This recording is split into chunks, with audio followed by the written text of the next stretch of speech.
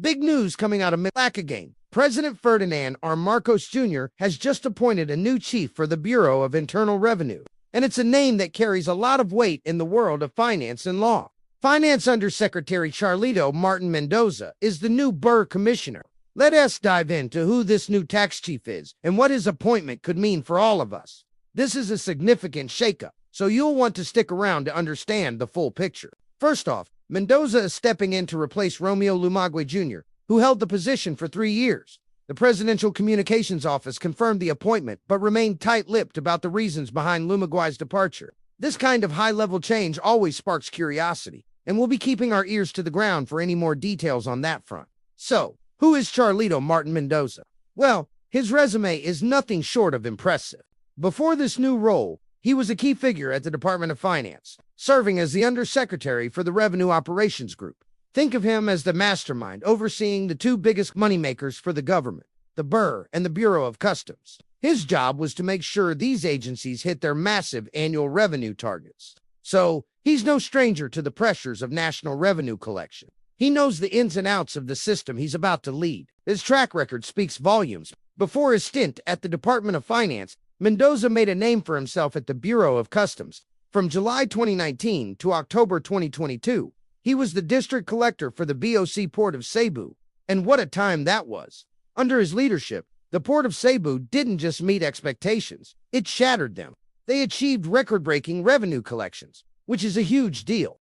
But it wasn't just about the money. Mendoza also led significant milestones in border protection. This means he was instrumental in strengthening the country's defenses against smuggling and other illegal importations. One of his proudest achievements there was making the Port of Cebu the very first customs collection district in the entire country to have its main port and all its subports ISO 9001 to 2015 certified. What does that mean?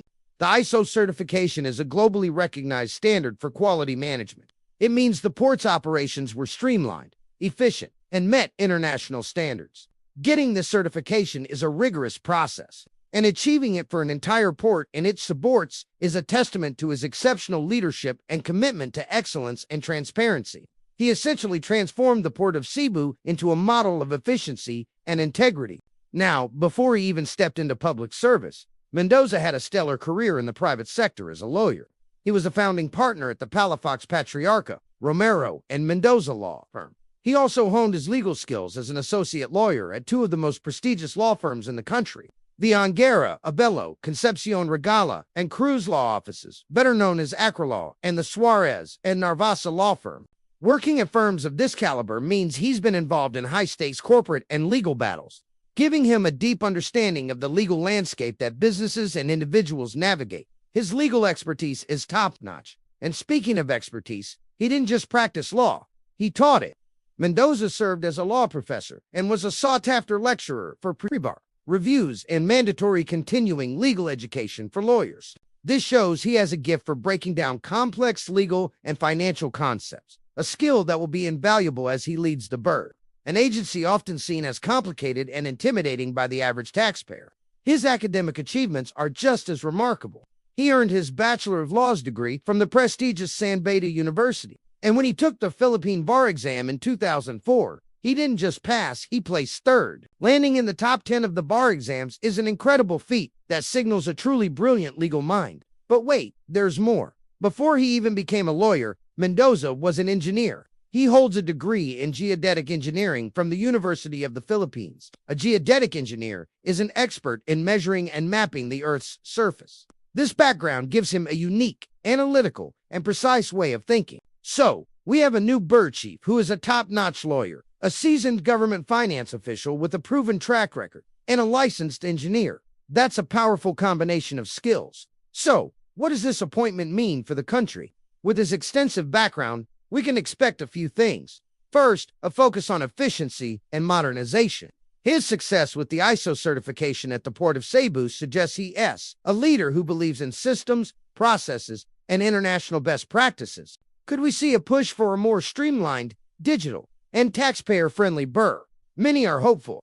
Second, a tough stance on compliance and border protection. His experience at both the Bureau of Customs and the Department of Finance means he understands all the tricks and loopholes used in tax evasion and smuggling. We can likely expect a continuation, or even an intensification, of the crackdown on illegal activities that rob the government of much-needed revenue. His legal acumen will be a powerful weapon in prosecuting tax offenders. Third, a focus on hitting targets. Mendoza's entire career in government has been about revenue generation. With the government's ambitious spending plans for infrastructure and social services, the pressure on the BIR to collect more taxes is immense. Mendoza has been chosen because he has proven he can deliver. He knows how to motivate a team and implement strategies that result in higher collections. This appointment is a clear signal from the Marcos administration that it is serious about fiscal discipline and boosting state coffers. Bringing in a man with Mendoza's diverse and impressive background shows a desire for a BIR that is not only effective in collection, but also modern, transparent, and fair. His combined legal, engineering, and finance expertise makes him uniquely qualified to tackle the complexities of the country's tax system. It will be fascinating to watch his first few months in office. What will his priorities be? How will he engage with taxpayers and the business community? What changes will he implement to improve the BIR's services and its public image? His leadership could define the country's fiscal direction for the next few years. We're looking at a new era for the BIR under Commissioner Charlito Martin Mendoza. His track record of breaking records, implementing reforms, and upholding the law sets a very high bar. For taxpayers, this could mean a more efficient and professional tax agency. For the government, it means a renewed push to fund its programs. And for those who try to cheat the system, it's a clear warning. What are your thoughts on this new appointment? Do you think he's the right person for the job? What changes do you hope to see at the BIR? Let me know in the comments below.